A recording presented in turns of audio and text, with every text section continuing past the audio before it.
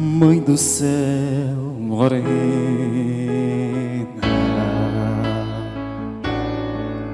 Senhora da América Latina, de olhar e caridade tão divina, de cor igual à cor de tantas raças, Virgem tão serena,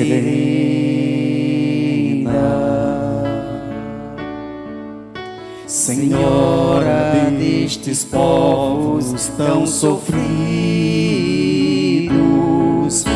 patrona dos pequenos e oprimidos, derrama sobre nós as tuas graças, derrama sobre os jovens tua luz, e aos pobres vem mostrar o teu Jesus, e ao mundo inteiro traz o teu amor de mãe. Ensina quem tem tudo a partilhar, ensina quem tem pouco a não cansar, e faz o nosso povo caminhar em paz.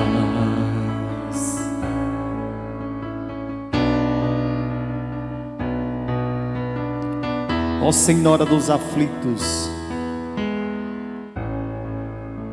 a nossa padroeira, rogai por todos os aflitos nesta caminhada.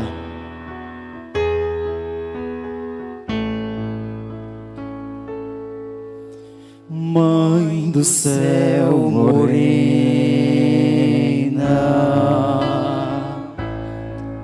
Senhora da América Latina, de olhar e caridade tão divina,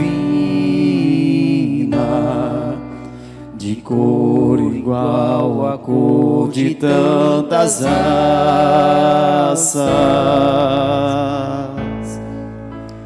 Virgem tão serena,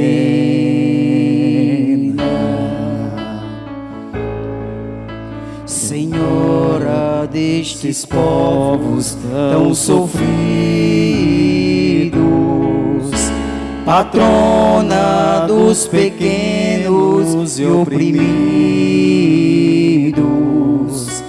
derrama sobre nós as tuas graças, derrama esperança sobre nós,